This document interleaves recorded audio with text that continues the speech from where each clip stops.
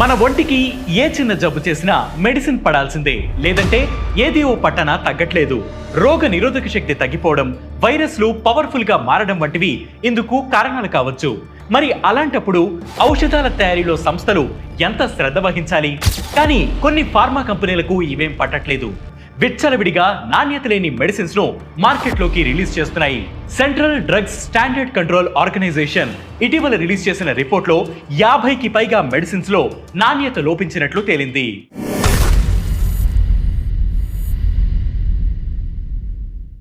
CDSCO రిపోర్ట్లో Hetero drugs, Alkem laboratories, Karnataka antibiotics and pharmaceutical limited, Meglife sciences, pure and cure health care వంటి సంస్థలకు చెందిన ఉత్పత్తులు ఉన్నాయి. ఈ రిపోర్ట్ లో ఉన్నవి ఏవో అరుదైన మెడిసిన్స్ కావు. మార్కెట్ లో ఎక్కువగా చలామణి అయ్యే paracetamol, calcium and vitamin D3, anti diabetes pills మొదలైనవి ఉన్నాయి.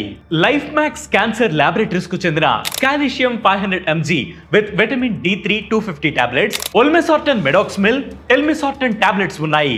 ఆల్కెమ్ హెల్త్ సైన్స్ కు చెందిన క్లావెమ్ 625, పాండి, కర్ణాటక యాంటీబయోటిక్స్ అండ్ ఫార్మాస్యూటికల్స్ కు చెందిన paracetamol IP 500 mg, pure and cure health care కు చెందిన షెల్కాల్ 500, స్కాటెడిల్ ఫార్మసియాకు చెందిన గ్లైసమెట్ SR 500 మొదలైనవి ఉన్నాయి. ప్రభుత్వ రంగ సంస్థ అయిన హిందుస్థాన్ యాంటీబయోటిక్స్ లిమిటెడ్ కు చెందిన మెట్రోనిడాజోల్ కూడా నాణ్యత పరీక్షల్లో ఫెయిల్ అయింది. కడుపులోని ఇన్ఫెక్షన్లను నయం చేసేందుకు ఎక్కువగా ఈ మెడిసిన్లను డాక్టర్లు సిఫార్సు చేస్తుంటారు. హైదరాబాద్ కు చెందిన ఫార్మా సంస్థ హెటెరో ల్యాబ్స్ లిమిటెడ్ కు చెందిన సిపోడెమ్ XP50 డ్రై సస్పెన్షన్ కూడా టెస్టుల్లో ఫెయిల్ అయింది.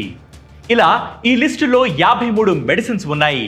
అయితే CDSCO టెస్ట్ చేసిన క్లావెమ్ 625, పాండి మందులు తాము ఉత్పత్తి చేసినవి కావని, అవి నకిలీ స్టాక్స్ అయి ఉండవచ్చని ఆల్కెమ్ హెల్త్ సైన్సెస్ పేర్కొన్నట్లు తెలుస్తోంది. దీనిపై CDSCO దర్యాప్తు చేపడుతున్నట్లు సమాచారం. ఏది ఏమైనా మన దేశంలో ఔషధాల ఉత్పత్తిలో నాణ్యత లోపించిందనే CDSCO రిపోర్ట్లో మరోసారి స్పష్టమైంది. ఆగస్టు నెలలోనూ fever drugs, pain killers, allergy tablets కు సంబంధించి ప్రమాదకరమైన 156 రకాల డ్రగ్స్ కాంబినేషన్స్ ను నిషేధించింది.